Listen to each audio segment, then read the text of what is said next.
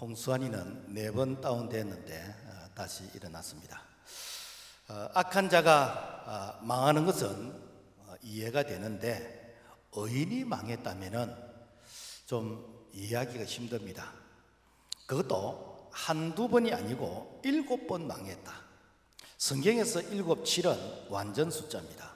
지금 말하면 예수 잘 믿다가 쫄딱 망했다.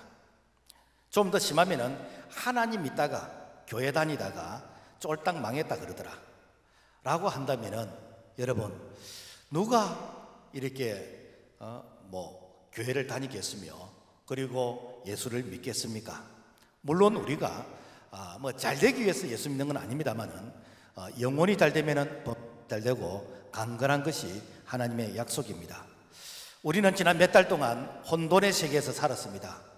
중국 우한 이 코로나 바이러스로 인해서 정치계, 경제, 사회, 교육, 종교에 쓰나미 같은 이런 얼음이 덮쳤습니다. 그 중에 가장 심각한 피해를 입은 자가 있다면 아마 교회일 것입니다. 사회적 거리두기 실천 운동을 통해서 교회가 그야말로 온 교인들이 함께 예배를 드리지 못하는, 거기서 비대면 예배라는, 이것은 성경에도 신학적으로도 없는 그야말로 아주 이상한 비정상적인 이런 예배를 우리가 수용하게 되어지는 그런 안타까움이 있었습니다. 아니, 정상 예배를 드린다 할지라도 이제는 출석률이 아주 급감하게 되어지는 이런 현실을 우리가 맞이하게 되어졌습니다. 자, 이런 상황에서 한국 교회가 이대로 무너질 것인가? 이 상태로 계속 간다면 여러분, 정말 우리가 말하고 싶지 않는 그런 허무함을 보지 않을까? 이대로 무너질 수는 없습니다. 다시 일어나야 됩니다. 하나님은 말씀하십니다. 잠언 24장 16절, 대저 의인은 7번 넘어질지라도 다시 일어나려니와 악인은 재앙으로 말미암아 엎드러지느니라. 의인이 7번 넘어지도 망하지 않고 다시 일어난다는 것입니다. 그것은 하나님이 함께 하시기 때문에 의인은 절대로 망하지 않습니다. 오늘 우리는 절대로 망하지 않습니다. 그렇다면 의인이 당하는 고통은 무엇이며, 그리고 우리 역할과 소망이 무엇인지 함께 은혜를 받기를 원합니다. 첫째, 의인은 반드시 일어선다. 오늘 16절, 대저 의인은 7번 넘어질지라도 다시 일어나느니라. 여기서 의인이란 것은 도덕적으로 윤리적으로 바른 생활로서 의인이 아니고 바로 예수 믿는 자들을 어렵다고 하시는 거예요. 그래서 로마서 1장 17절, 복음에는 하나님의 의가 나타나서 오직 의인은 믿음으로 말미암아 살리라 함과 같으니라. 그래서 예수 믿는 자를 어렵다라고 칭히 우리를 그렇게 불러주시는 것입니다. 자, 첫째, 의인도 넘어질 수 있다는 거예요. 왜 의인이 넘어질 수 있는가? 사실 우리가 예수 믿음으로 말미암아 어렵다라고 칭히 하나님께서 우리에게 인정해 주시지만은 실제 우리 속에 죄성이 없는가? 우리의 죄의 그런 습관이 없는가? 우리 속에 부패한 그런 마음, 타락한 그런 죄의 본성이 사실 우리 속에 있습니다. 그러니까 우리는 늘 성령 충만해야 되는 것이고, 늘 우리는 경건의 훈련을 통해서 늘 죄의 유혹으로부터 그야말로 자기를 지킬 수 있는 바로 그런 믿음, 그런 신앙, 그런 경건의 훈련을 하지 않으면 장사가 따로 있는 게 아니라는 것입니다. 자, 우리가 한 예로 믿음의 조상을 봅시다. 아브라함을 봅시다. 고향을 떠난 지 10년이 지났는데 하나님께서 너의 자녀를 하늘의 별들처럼 바다의 모래알처럼 많이 주시겠다고 했는데도 불구하고 자녀를 안 주셨어요. 기다리다가 소위 말해서 가속 스캔들, 이 사라가 이 남편에게 말합니다. 여보, 당신 아무리 생각해도 우리는 이렇게 자녀를 낳을 수 있는 그런 몸 컨디션이 아닌데 우리 집에 있는 여종 하갈을 통해서 대를 이어가면 어떻겠습니까? 그래서 아브라함이 수용을 했습니다. 창세기 16장 16절, 하갈이 아브라함에게 이스마엘을 낳을 때에 아브라함이 86세였더라. 결국 이제 하갈을 통해서, 여종을 통해서 이스마엘을 낳게 되는데, 이스마엘은 하나님이 약속하신 자녀는 아닌 것이었습니다. 나중에 100세가 되어서 이제는 약속의 자녀 이삭을 낳았습니다만은 믿음의 조상도 흔들리게 되는 것이고 넘어지게 되더라는 것입니다. 늘 성령 충만하지 않으면 우리는 실수할 수 있다라는 것을 오늘 믿음의 조상 아브라함을 통해서 우리가 볼 수가 있고, 그리고 아브라함의 그 실수가 오늘날까지 중동 전쟁에서 그야말로 이 유대인들과 중동 이스마엘 후손들 간의 그런 민족의 그런 중동 전쟁이 계속해서 지금까지 역사적으로 이어져 오고 있습니다. 우리가 예수님의 제자 베드로도 보면은 모든 사람이 주님을 버릴지언정 나는 주님 버리지 않겠다고 혼장담했던 이 베드로가 총독 빌라도 앞에서 나는 저 예수 모른다고 3번이나 저주하고 맹세하면서 예수님을 모른다고 했습니다. 그 예수님을 모른다고 했던 그 예수님과 이제 이 베드로와의 이 거리를 치면은 불과 이렇게 참 그 대면할 수 있는 한 4, 5m 정도, 그 정도 거리를. 그러니까 얼마나 예수님 마음이 아프겠습니까? 저것이 말이야 어제만 하나 되더라도 나는 절대 예수님 버리지 않겠다고 했던 자가 이제 내가 이 로마 병정에 잡혀서 그리고 빌라도의 뜰에서 불법 시문을 당하고 대세가 이제 예수님이 불리한 이런 분위기로 바뀌어져 가니까 예수님을 배신하는 이런 모습. 한때 예수님께서 참 인기가 절정에 오를 때에 오병이의 기적을 행하시고 죽은 자를 살리시는 이때는 충성을 경쟁했습니다. 충성을 맹세했습니다. 그런 자들이 예수님을 이렇게 배신하게 되진 거, 여러분 의인도 넘어질 수 있다는 것입니다. 그래서 이 베드로가 이렇게 예수님을 배신하고 나중에 내가 정말 잘못했다 하는 것을 다시 회개하고 오순절 성령 충만 받고 난 다음에는 이제 순교하면서까지 예수님의 부활의 그 증인이 되었던 것을 알 수가 있습니다.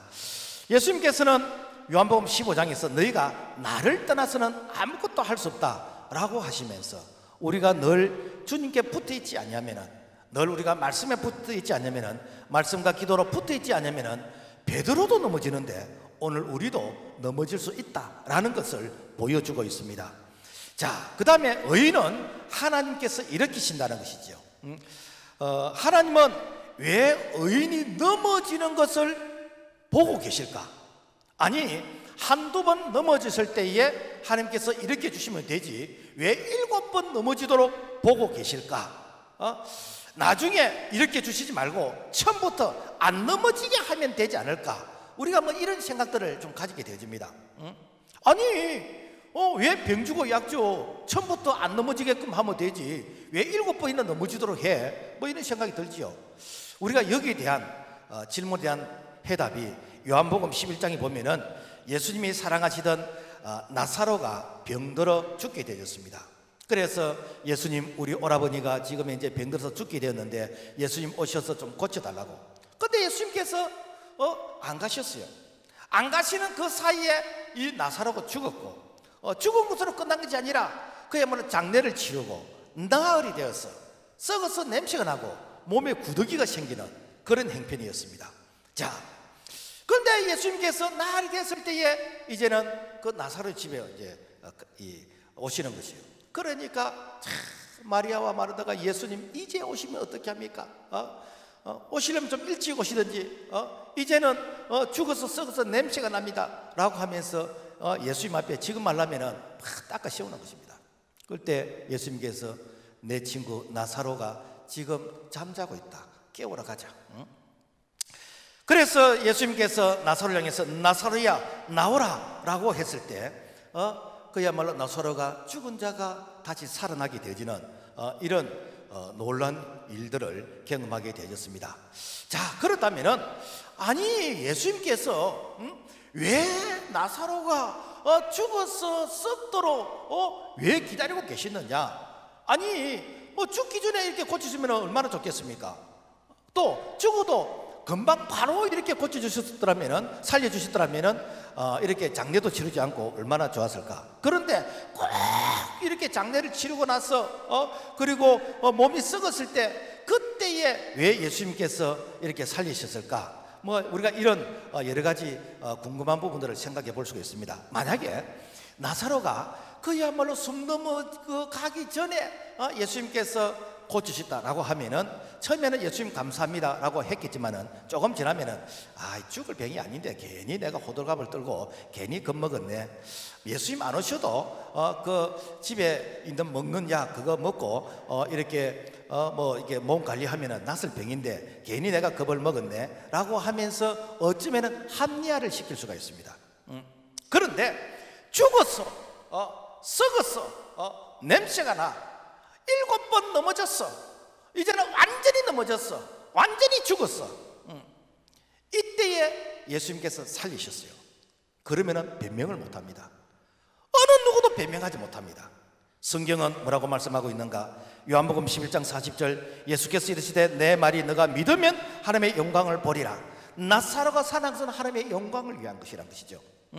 오늘날도 우리가 하나님의 영광을 돌리기 위해서 우리의 의지를 내려놓게 만듭니다. 우리의 참 이렇게 경험들, 우리의 어떤 이 지식들을 다 내려놓게 만들고 전적으로 하나님이 하셨다, 하나님만이 하신다라는 이 고백을 하도록 하기 위해서 하나님은 때로는 우리가 7번 넘어지는 것을 하나님께서 허락하신다라는 것입니다.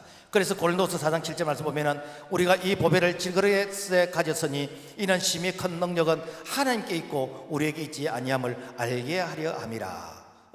그래서 우리는 질그릇 같은 부딪히면 깨어지고 오래 사용하면 낡아지게 되지는 질그릇 같은 모습이지만은 그렇지만은 하나님께서 우리를 도우실 때에 이것은 내 실력이 아니고 하나님께서 하시다라는 이 고백을 할 수 있도록 우리 하나님께서는 이렇게 의인이 7번 넘어지는 것을 허락하시고 그리고는 다시 이렇게 세워주시는 그야말로 나사로가 완전히 죽었어. 그야말로 인간적으로 전혀 소망이 없는 그때에 살려주셔서 하나님께 영광이 되게 하시던 것처럼 오늘 우리에게도 정말 7번 넘어진 그런 절망의 상태를 경험했다면 이제는 하나님이 일하실 때인 것이고 하나님의 영광을 드러내실 때이란 것을 기억하고 사람의 절망은 하나님이 일하시는 기회가 될 줄로 믿습니다. 그 다음에 의인은 선으로 악을 이긴다. 7번 넘어진 의인이 다시 일어나는 그것은 선이 악을 이긴다라는 그런 교훈인 것입니다. 그래서 16절 말씀 보면은 대저 의인은 7번 넘어질지라도 다시 일어나는지와 악인은 재앙으로 말미암아 엎드러지느니라. 자, 만약에 의인이 일어나지 못한다면은 세상에 죄가 득시할 것이고 불의가 승리하게 될 것입니다. 하나님은 정의의 하나님이시고 공의의 하나님이십니다. 반드시 죄에 대해서는 하나님께서 심판하시고 그리고 진리가 승리하는 것을 하나님께서는 보여주시는 것입니다.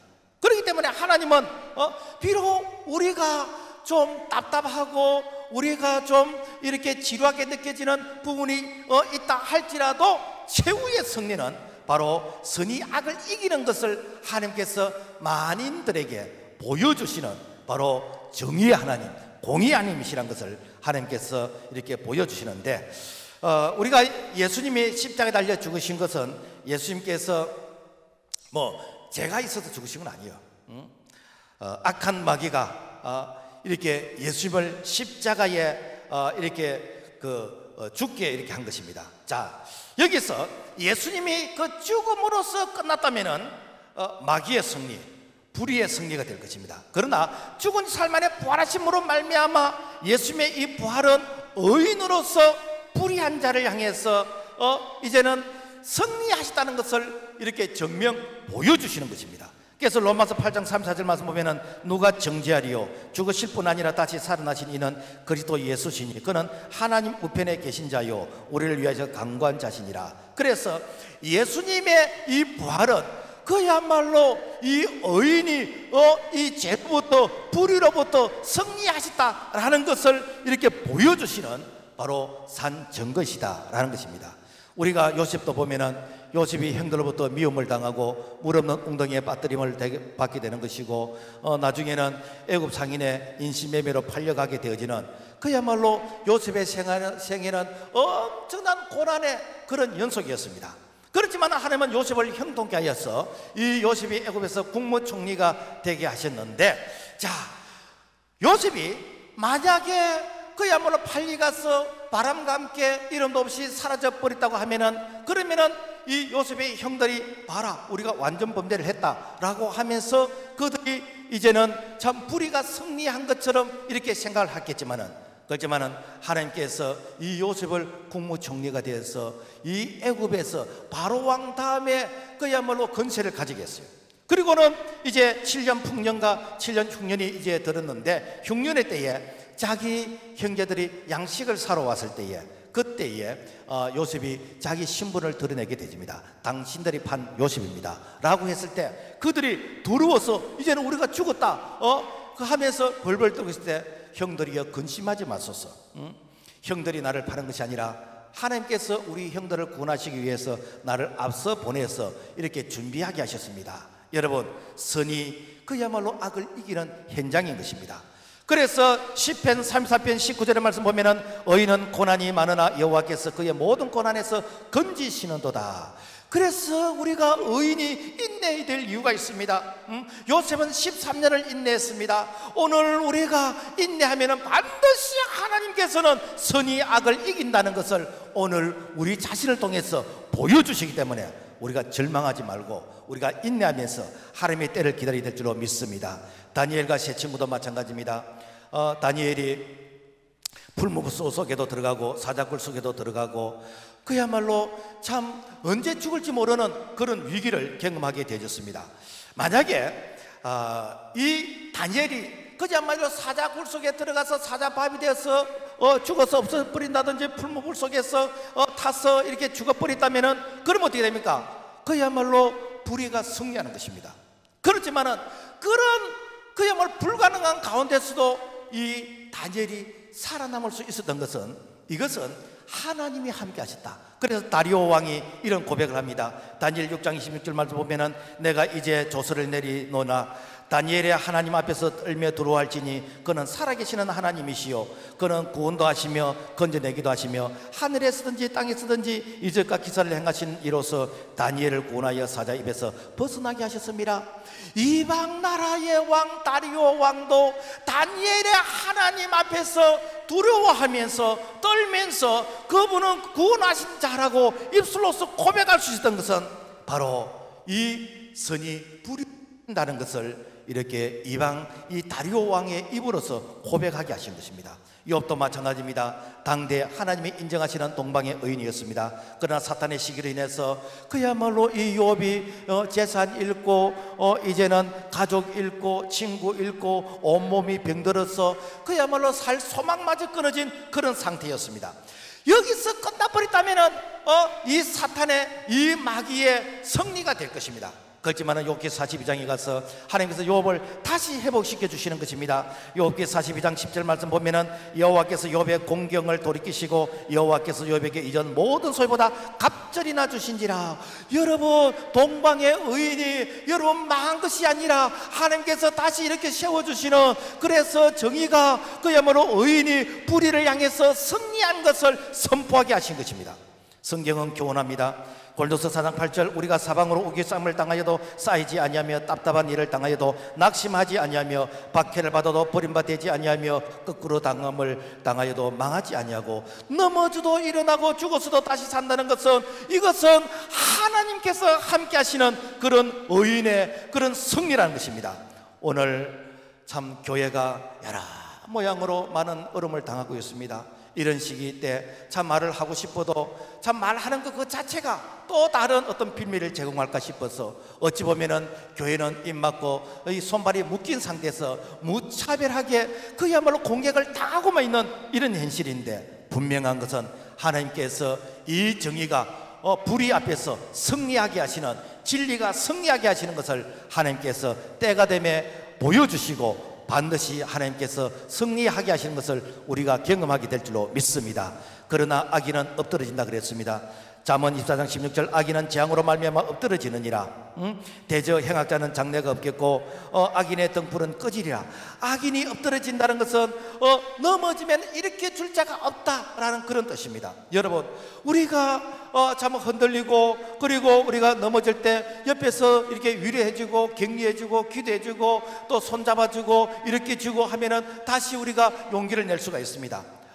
하나님께서 우리를 이렇게 주신다고 약속하셨습니다. 그러나 악인에게는 이렇게 줄 자가 없다는 것입니다. 내가 넘어진데도 불구하고 어느 누구도 나를 도와줄 자가 없다는 것입니다. 이것이 무엇입니까? 바로 악인이 득세한 것 같아도 하나님께서 그들과 함께하지 않음으로 말미암아 그들의 소망은 부끄러울 수밖에 없다라는 것이 오늘 성경이 우리에게 교훈해주고 있습니다. 자, 그러므로 말미암아 우리는 다시 일어나야 됩니다. 오직 대저 의인은 7번 넘어질지라도 다시 일어나려니와 우리는 일어나야 되는데 어떻게 우리가 일어날 수 있는가? 우리는 부활의 신앙으로 일어나야 됩니다. 기독교 복음의 핵심은 바로 십자가의 죽음과 부활인 것입니다. 그 당시 기득권을 잡고 있던 이 종교 지도자들과 그리고 이 로마의 이 총독들과 이 관료들은 예수만 죽이면은 예수를 따르던 무리들은 다 흩어지게 될 것이고, 그리고 이제 예수는 지상에서 없어질 것이다 라고 생각을 했습니다. 그런데 예수님이 죽은 지 사흘 만에 부활하게 되어 있습니다. 예수님의 죽음만 목도했던 이 제자들이 이 마가다락방에서 부들부들 떨면서 이제 예루살렘을 빠져 도망갈 것을 생각했던 그들이 예수님의 부활을 목격하고 나서부터 그들이 담대해지기 시작했습니다. 그리고 그들이 오순절 성령을 충만을 받고 나서부터 이제 그들은 두려워 떠는 자가 아니라 이제는 그들이 담대하게 복음의 말씀을 전하게 되어졌는데, 당시 종교 지도자들이 제자들을 향해서 그들을 체포해서 감옥에 가두고 앞으로는 예수에 대해서 말하지도 말고 가르치지도 말라고 협박을 했습니다. 이때 사도행전 4장 19절 베드로 요한이 대답하여 이르되 하나님 앞에서 너의 말을 듣는 것이 하나님의 말씀을 듣는 것보다 옳은가 판단하라. 우리는 보고 듣는 것을 말하지 아니할 수 없다.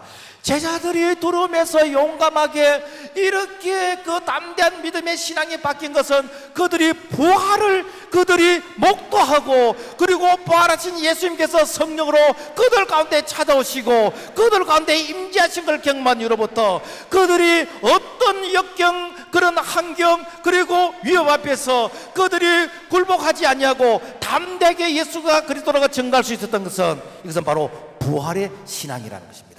오늘 부활하신 예수님께서 성령으로 오늘 우리에게도 동일하게 함께 하신 줄로 믿습니다. 베드로와 요한에게, 제자들에게만 함께 하신 게 아니라 부활하신 예수님께서 오늘 우리와도 함께 하시면서 오늘 우리에게 부활의 신앙, 부활의 능력을 통해서 네가 낙심하느냐, 네가 절망하느냐, 네가 죽음만 보았느냐, 7번 넘어지는 것을 보았느냐, 이제는 일어날 때가 되었다라고 하시면서 하나님께서 오늘 우리에게 이 부활의 신앙을 통해서 우리를 위로하신 줄로 믿습니다. 임마누엘 신앙으로 일어나야 됩니다.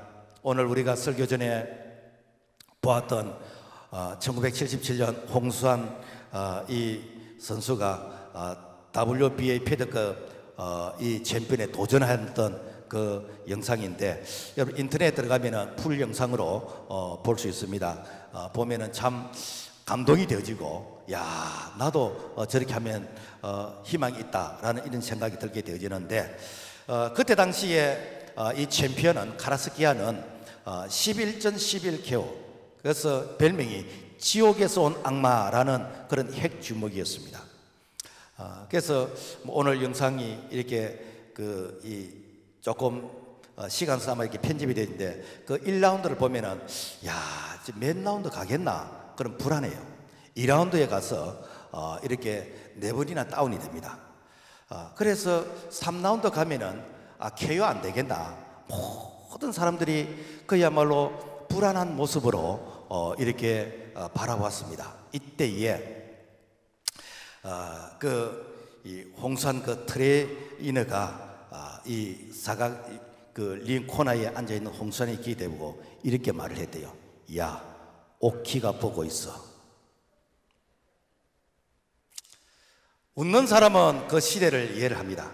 그 시대에 오키라는 가수가 있었어. 그래서 오키와 서로 이렇게 어떤 뭐 좀 그 깊은 이런 이 미래의 어떤 사랑을 나누는 이런 관계인데 아직 결혼하지 않았고, 그래서 홍수환이가 딱 그 말을 듣는 순간 속에서 불같은 힘이 올라오더라고요. 제가 이렇게 TV에 보니까 그 동치미인가 무슨 어떤 그런 그 프로에 이 오키하고 홍수환이가 나와서 그 얘기를 하더라고요. 그 얘기를 할 걸 내가 이렇게 시청하면서 보면서 그때 홍산이가 여기서 쓰러지면 쪽팔려서 어떻게 내가 오키를 만나느냐. 그래서 그 말을 듣는 순간 막 힘이 나더라. 지금은 홍산이가 이제 장로님이 이제 되어 있는데, 그래서 3라운드가 딱 될 때 용수들처럼 막 뛰어나가서 실제로는 내가 엄청나게 맞았어. 그야말로 힘든데, 그런데 그런 얘기를 하더라고. 꼭 권투 선수가 보고 때린 거 아니래요. 어떨 때는 눈 감고 때린대요. 그런데 그야말로 어떻게 때린 줄 모르겠는데 이 주먹이 그야말로 자석처럼 딱딱 붙더라는 거예요. 이렇게 해가지고 사실은 이 3회전에서 KO로 이기게 되어졌습니다. 여러분, 오키가 보고 있다는 이 말 한마디에 그 경기를 포기하려고 했던 이 선수가 다시 일어났다면 오키보다도 몇 천만 배 위대한 하나님이 보고 계시는데 우리가 쓰러졌다고 우리가 포기할 수 있겠습니까? 우리가 넘어졌다고 포기할 수 있겠습니까? 하나님께서 내가 너와 함께 계신다. 임마누엘 하나님께서 내가 너를 보고 있다. 내가 너와 함께 하고 있다. 라는 이 사실을 우리가 인정한다면 오늘 우리는 그야말로 4번 다운이 되어도 7번 다운이 되어도 오늘 우리는 일어나야 될 줄로 믿습니다. 창세기 28장에 소년 야곱이 형 에서의 분노를 피해서 이제는 외삼촌 집으로 도망을 갑니다. 이 거리가 이스라엘에서 터키의 그런 그 거리예요. 그러니까 얼마나 멀습니까? 뭐 요즘은 이렇게 교통수단이 좋고 또 이렇게 가다가 뭐 어떤 숙박업소가 있고 하지만은 그 시대는 무슨 어떤 이렇게 그 안내 이정표가 있었겠습니까? 그리고 해가 지면 어디에서 숙박할 때가 있었겠습니까? 얼마나 불안하고 이렇게 참 두려웠겠습니까? 밤에 노숙을 하는데 참 내가 혼자라고 생각이 되어지고 저 멀리서 짐승의 소리가 들리게 되는 것이고 언제 강도를 만날지 모르는 그런 두려움이 있는데, 그런데 꿈에 하늘에서 사닥다리가 쫙 내려오는 겁니다. 그러면서 천사가 이 사닥다리를 타고 올라갔다가 내려갔다는 거예요. 일반적으로 천사는 하늘에서 내려오는 것입니다. 그런데 야곱이 본 천사는 이렇게 땅에서 올라가고 그리고 다시 하면서 내려오더라고요. 무슨 얘기인가? 내가 혼자인 줄 알았는데 하나님께서 천사를 동원해서 나와 동행하고 있다는 거예요. 나의 기도를 받아서 하나님께 올라갔다가 하나님께서 또 나에게 위로의 말씀을 받아서 이 천사가 내려오는, 그래서 창세기 28장 12절 말씀 보면은 꿈에 본적 사닥다리가 땅 위에 서 있는데 그 꼭대기가 하늘에 닿았고 또 본적 하나님의 사자들이 그 위에 오르락 내리락 하고, 야곱이 하나님이 함께 하신다는 이 사실을 베델에서 경험한 이후로부터 어떤 시련, 역경, 어려움이 있어도 오뚜기처럼 일어나게 되는 것이고 절대로 삶을 포기하지 않았습니다. 그 이유는 무엇인가? 베델에서 임마누엘 하나님이 나와 함께 하신다는 것을 보여주시는데 그 임마누엘 하나님을 일평생 동안 의지할 수 있었다라는 것입니다. 하나님은 우리와 함께 계십니다. 이사야 43장 1절 야곱아 너는 내 것이라 너가 물 가운데로 지날 때에 내가 너와 함께 할 것이며 강을 건널 때에 물이 너를 침몰하지 못할 것이며 너가 불 가운데로 지날 때에 타지 않을 것이요 불꽃이 너를 살리도 못하리니 야곱아 너가 물속에 들어가도 물이 너를 침몰하지 못하고 불 속에 들어가도 불이 너를 타지 못하게 할 것은 내가 너와 함께함이라. 이 약속의 말씀을 믿었기 때문에 야곱은 그야말로 자기 생애가 끝나는 것이 아니라 자기를 통해서 그야말로 이스라엘의 신정 국가를 탄생하게 되지는 12지파가 이렇게 만들어지게 되지는 이런 놀라운 하나님의 은혜를 경험하게 되어진 것입니다. 여러분, 주님께서 지상에서 마지막으로 하신 말씀이 무엇입니까? 마태복음 28장 10절 내가 세상 끝날까지 너희와 항상 함께 있으리라. 세상 끝날까지 야곱과 함께 하신 하나님, 오늘 우리와도 동일하게 함께 하시기도 주님께서 말씀하셨는데 임마누엘 신앙을 통해서 오늘 우리에게 힘들고 어려운 부분이 있다 할지라도 반드시 인내하면서 오늘 승리하는 우리가 역사의 주인공이 되기를 주의 이름으로 부탁을 드립니다. 믿음으로 일어서라는 것입니다.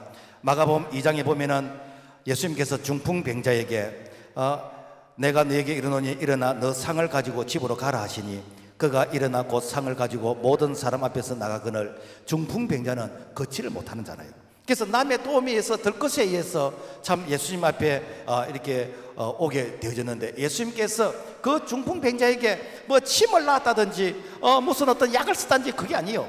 일어나 네가 이렇게 들것에 실려왔던 그 상을 들고 걸어가라 라고 했습니다. 그래서 참 이렇게 일어나 보지 못했던 이 중풍병자가 예수님의 그 말씀을 듣고 그 말씀에 믿음이 생겨서 내가 일어나서 그 들것을 들고 걸어가게 되어졌습니다. 여러분, 최근 코로나 바이러스를 통해서 참 교회들이 엄청난 어려움을 겪고 있습니다. 특히 8월 15일 강화문 집회를 다녀온 분들은 참 제가 옆에서 보면은 안쓰러울 정도로 그야말로 트라우마에 이렇게 참 이 걸린 사람처럼 너무나 힘든 그런 모습을 이렇게 보게 되어집니다.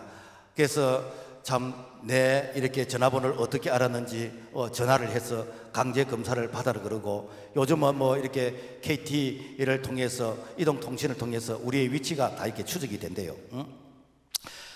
뿐만 아니라 강화문에 다녀온 사람들은 집단 감염의 이 원인이 제공자라 해가지고, 그래서 강화문 다녀온 사람들은 직장에서 그야말로 불이익을 당하고 해고를 당하게 되는 것이고, 또 이렇게 어린이집 같은 경우는 엄마가 강화문 다녀왔다 해가지고 그 아이 반에 이렇게 그 엄마들이 아이를 빼가 버리는, 그 아이하고 놀지를 못하게 하는 왕따를 시키게 되지는 이런 일들이 참 우리 주변에서 일어나게 되어진 것입니다. 참 이런 모습을 목사가 볼 때 정말 이것이 사실일까? 정말 그렇다면은 이렇게 나라가 이렇게 어떤 집단 어떤 방역을 해야 되는 것이 아닌가? 뭐 이런 여러 가지 생각이 들었는데, 제가 이렇게 질병관리본부의 통계 자료를 이렇게 살펴보니까 사실은 강화문이 집단 감염하고는 전혀 상관이 없대요. 강화문 다녀온 사람을 이렇게 검사를 했더니 감염자가 1% 나왔어요. 그리고 강화문 아닌 다른 지역에서 그 시기 때에 검사한 사람은 1.2% 나왔고, 그때 당시 외국에서 들어온 사람들은 1.4%였고, 실질적으로 강화문에서 다녀온 사람들의 감염률은 상대적으로 다른 것에 비해서 오히려 감염률이 훨씬 더 낮았다라는 것입니다. 그럼에도 불구하고 강화문 다녀온 사람들이 엄청난 그야말로 트라우마와 어려움을 겪었습니다. 지금도 아마 그런 어려움을 겪고 있을지를 모릅니다. 그러면서 그걸 이렇게 빌미로 해가지고 교회 예배 드리지 말라 그랬습니다. 그래서 이렇게 성경에도 없는 신학적인 검증도 되지 않는 이런 비대면 예배를 드리라고 하면서 인터넷을 통해서 예배 드리라고 했습니다. 그리고 파주의 어느 이 교회는 목사님이 이 마스크 안 쓰고 설교했다 해가지고 이것을 맘카페에서 집단으로 이렇게 강의를 해가지고 그야말로 마스크 안 썼다는 그 이유 때문에 2주 동안 교회가 폐쇄가 되지는, 이거는 여러분 뭐 우리가 자유민주주의에서는 있을 수 없는 일이잖아요. 법치국가에서. 뭐 저도 오늘 마스크 안 썼는데 여러분 이 바람불이 왔다는 게 이것은 안전하다는 것입니다. 여러분 고발하셔도 이게 바람불이 안전한 겁니다. 그래서 유튜브에 이런 그 유행어가 있습니다. 이번 우한 코로나 바이러스는 교회만 찾아온대요. 그리고 예배 시간에만 찾아온대요. 그리고 강화문 간 사람들에는 꼭 찾아간대요. 그리고 현 정부를 비판하면 무조건 코로나가 찾아간대요. 그래서 코로나를 안 걸리려면 이거 여러분 이 세계 피하면은 안 걸릴 수 있다 그러는데, 그런데 여러분 서울의 지하철 하루 이용객이 740만 명이래요. 그런데 그 740명은 여러분 거리두기를 합니까? 여러분 발열 체크를 합니까? 마스크 체크를 합니까? 여러분 지하철 타보시면 알지만은 다다다다다 붙었잖아요. 그런데 거기서 한 명도 확진자가 나왔다는 보도를 본 적이 없습니다. 백화점에 27번 이렇게 확진자가 나오는데 어느 백화점에 나왔다 이 보도를 한 번도 언론에서 본 적이 없습니다. 이태원 동성애 그 클럽에서 확진자가 대량으로 나왔는데 그들의 사생활 인권을 보호해야 된다는 이유로 그들의 동선을 이렇게 공개하지 않았습니다. 여러분 왜 교회만 여러분 이렇게 난타를 합니까? 왜 교회만 여러분 이렇게 사람들의 이 동선을 다 이렇게 실명을 거론하면서 이렇게 교회만 공격을 합니까? 저는 사실이 아니기를 바라면서 참 이렇게 기도하면서 하나님, 언제까지 우리가 이렇게 참 마음껏 예배를 드릴 수 있을는지 참 불안할 때가 있습니다. 왜냐하면 코로나가 오기 전에 모 정치인이 교회를 재편해야 된다는 그 말이 떠오르기 때문에, 한국교회 반으로 줄이 된다는 그 사석에서 했던 그 말이 떠오르기 때문에 사실이 아니기를 바라는데, 만약에 그것이 여러분 각본의 프로그램이라 그런다면 오늘 우리가 언제까지 여러분 이렇게 편안하게 예배를 드릴 수 있겠습니까? 여러분, 오늘 우리의 믿음의 대상은 하나님밖에 없어요. 여러분, 꿈 깨세요. 성경 어디에 하나님 외에 누굴 믿으라고 말한 적이 없습니다. 제가 성경을 보니까요, 믿음의 대상은 하나님이에요. 하나님 그분이 하신 말씀인 것입니다. 온천하는 변할지언정 1.1획 변함이 없는 하나님의 말씀만이 우리의 믿음의 근거인 것입니다. 그러므로 말미암아 우리 하나님께서 우리와 함께 계시고 그분의 하시던 이 말씀 붙들고 오늘 우리가 여기에서 포기할 수 없습니다. 다시 일어나야 됩니다. 다시 신앙을 회복해야 됩니다. 다시 여러분 교회가 교회로서의 기능과 사명을 회복해야 됩니다. 오늘 우리가 여기에서 끝나버리면 우리 다음 세대는 신앙의 대가 끊어져 버리는 것입니다. 오늘 우리가 정말 믿음으로 다시 일어나서 다시 이 신앙의 이 참 전통을 우리가 다음 세대에게 물려줄 수 있는 그런 책임감 있는 우리의 신앙이 되어야 될 줄로 믿습니다. 그리고 무너진 자여 일어나라는 것이죠. 왜 무너진 자가 일어나야 됩니까? 유다 백성들이 바벨론 포로에서 70년 동안 포로 생활하고 돌아와서 그들이 할 일이 얼마나 많았겠습니까? 뭐 집도 무너져 있고 그들이 농사도 지어야 될 것 같고 그들이 해야 될 것이 너무나 많은데, 그런데 그들이 다 그걸 내려놓고 뭘 했는가? 그들이 무너졌던 성전을 재건했어요. 무너졌던 성벽을 재건했습니다. 많은 핍박이 있었지만은 그래도 그들이 하나님 앞에서 무너졌던 성전과 성벽을 회복하려고 했던 그 이유는 무엇인가? 우리가 무엇 때문에 바벨론 이방인의 나라에서 70년 포로 생활을 했느냐? 그들이 바벨론 강가에서 울면서 회개할 때에 그들이 깨달은 것이 있습니다. 우리가 하나님의 백성인데, 우리가 하나님의 자녀인데, 우리가 하나님을 버리고 우리가 이렇게 세상에 이방신을 섬기면서 바알신과 아세라를 섬길 때에 하나님께서 우리 민족에게 이 이방 나라를 붙여서 회개시키는 것이고 깨닫게 한 것이고, 그래서 다시 신앙을 회복할 수 있도록, 무너졌던 신앙을 회복할 수 있도록 하나님께서 70년 동안 우리를 연단시켜서 우리에게 교훈하신 것이 무엇이냐? 무너졌던 신앙을 회복하라는 것입니다. 그러므로 말미암아 오늘 우리는 무너진 신앙이 무엇입니까? 무너진 주의를 회복해야 됩니다. 무너진 주의를 일으켜야 됩니다. 여러분, 우리가 코로나 바이러스로 인해서 전쟁 때에도 닫지 않았던 교회 문을 닫았던 역사에서 가장 부끄러운 지옥을 우리가 경험을 했습니다. 여러분, 일제시대도 교회 문 안 닫았습니다. 6.25 때도 교회 문 안 닫았습니다. 그런데 어쩌다가 여러분 사망률 2 내지 3% 되어지는 이 코로나 바이러스로 인해서 여러분 교회 문을 닫는다는 것이 여러분 우리의 신앙의 양심이, 자존심이 허락이 되어지는 것입니까? 우리가 성수주의를 하라, 우리가 성의를 지키게 된다, 우리가 주의 날은 이 말이 이제 무색게 되어지는 이런 부분들, 여러분 이렇게 참 교회가 모이지를 못한다면 더 이상 교회로서의 사명과 역할이 없어진다는 것입니다. 성경은 모이기에 힘쓰라고 말했습니다. 히브리서 10장 25절, 모이기를 피하는 어떤 사람들의 습관까지 하지 말고 오직 그나여 그날이 가까움을 볼수록 더욱 그리하자. 왜 모이라고 했습니까? 여러분, 우리가 이게 구원받았으면 개인적으로 내가 집에서 예배드리고 개인적으로 큐티하고 개인적으로 우리가 신앙생활 해도 되는데 왜 모이라고 했습니까? 여러분, 신앙에 장사가 없다는 것입니다. 여러분, 우리가 모이지 아니하면 여러분 우리의 신앙을 지킬 수 있는 그런 힘이 없습니다. 신앙이 무너지는 것입니다. 식어지는 것입니다. 자연인으로 돌아가게 되는 것입니다. 목사인 저도 여러분요 이렇게 새벽 기도 안 하고 내가 이렇게 주일을 한 주 안 지키다고 여러분 이렇게 휴가를 통해서 참 해봤을 때 내 신앙이 이렇게 참 약하고 이렇게 부끄럽냐라는 것을 제 스스로가 느낄 수 있었습니다. 그러므로 말미암아 우리는 거룩한 부담을 느끼게 됩니다.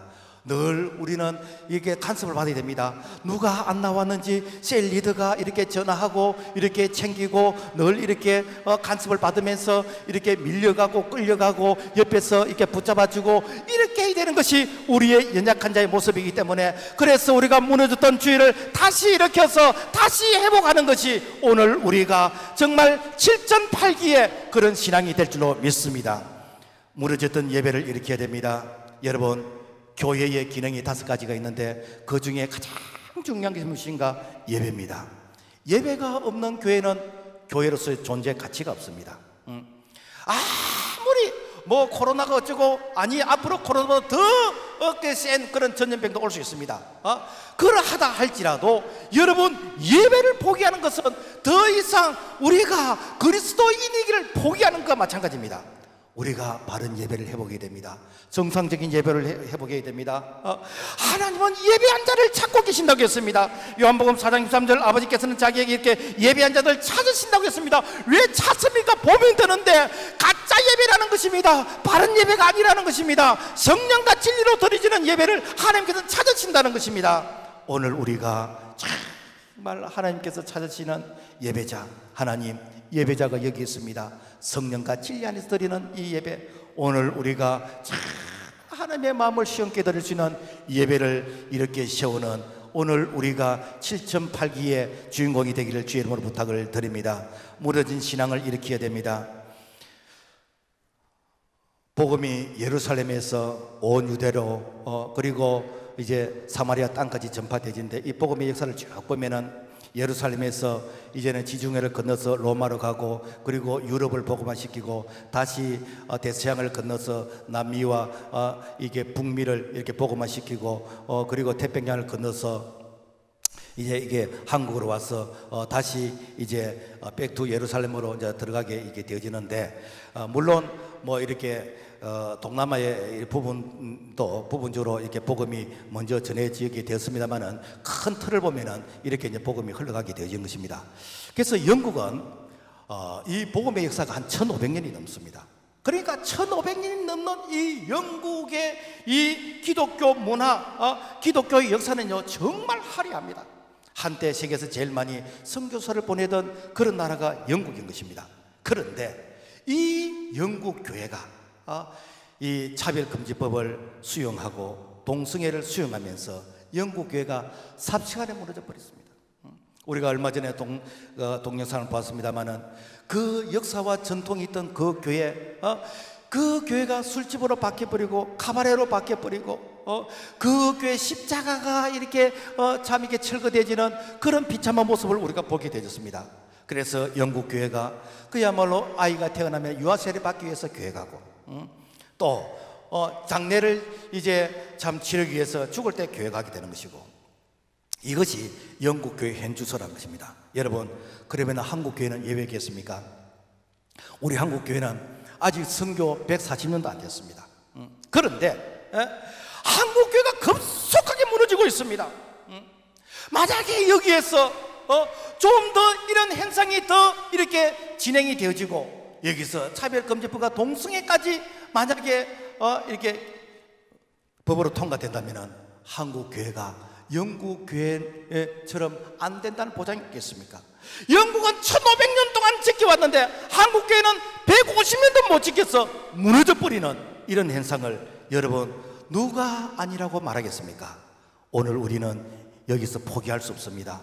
여기서 우리는 주저앉을 수 없습니다. 우리가 일어나야 됩니다. 다시 일어나야 됩니다. 초대교회 성도들은 정말 이렇게 신앙의 자유를 위해서 카타콤에서 순교하면서 그들이 복음을 지키게 되는 것이었고, 우리 신앙의 선배들은 일제신사 참배에서 옥고를 치르면서 순교하면서 우리에게 신앙을 이렇게 지켰는데, 오늘 우리가 여기에서 포기하면 안 됩니다. 우리가 다시 일어나야 됩니다. 기도가 일어나야 됩니다. 여러분, 헌신이 일어나야 됩니다. 봉사가 일어나야 됩니다. 전도가 일어나야 됩니다. 다시 일어나야 됩니다. 여러분, 여건은 안 좋습니다. 환경은 안 좋습니다. 여러 가지 분위기는 안 좋습니다. 여러분, 안 좋지만 초대교회보다 낫습니다. 안 좋지만은 여러분 6.25 때보다 낫습니다. 안 좋지만은 일제시대보다는 낫습니다. 오늘 우리는 변명을 하지 말고 내 처한 환경에서 우리가 일어나야 됩니다. 그래서 셀이 뭡니까? 셰프 아닙니까? 다른 말하면 점조직 아닙니까? 그래서 정말 간첩이 이렇게 참 물밑에서 이렇게 어떤 그 접선이라 그럽니까? 접촉하듯이 오늘 우리가 조용하게 참 이렇게 낙심된 자들을 이렇게 세우고, 그리고 우리 태신자들 가슴에 품고 그분들을 이렇게 세우면서 다시 한번 제2의 한국교회, 제2의 우리 교회 부흥을 이렇게 세우는 우리가 주역이 되기를 주의 이름으로 부탁을 드립니다. 아랍의 속담에 항상 햇볕만 있으면 사막이 된다 그랬습니다. 여러분, 햇볕이 좋지만 햇볕만 있으면 안 됩니다. 때에 따라서는 비바람도 쳐야 되는 것이고 태풍도 불어야 되는 것이고, 그리고 봄, 여름, 가을, 겨울을 통해서 땅에 그냥 무기질이 이렇게 풍부하게 이렇게 들어가서, 그래서 이 땅이 영양가 있는 옥토로 변한 거 아닙니까?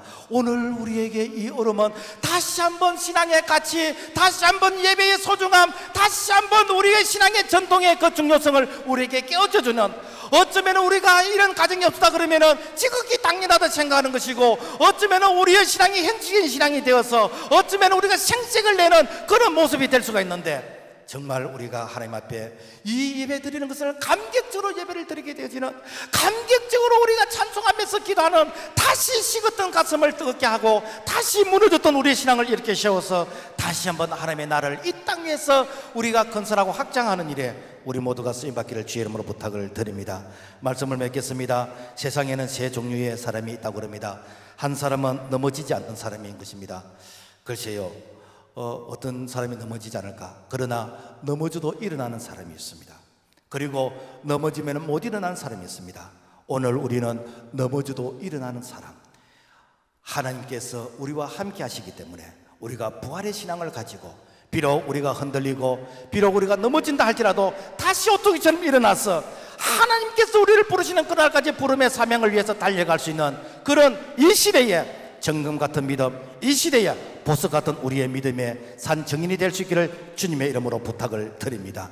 하나님 아버지, 감사합니다. 의인은 7번 넘어져도 8번째 일어난다고 했습니다. 우리 하나님께서 함께 하시기 때문에 반드시 의인은 일어나게 된 줄로 믿습니다. 오늘 우리가 의인의 반일에 서기를 원합니다. 우리의 신앙이 부끄러운 신앙으로서 끝나는 것이 아니라 정말 우리 다음 세대들에게 좋은 신앙의 전통과 유산을 물려줄 수 있는 책임감 있는 우리의 발자취, 우리의 신앙의 전통이 될 수 있도록 우리를 사용하여 주시옵소서. 예수 이름으로 기도합나이다. 아멘.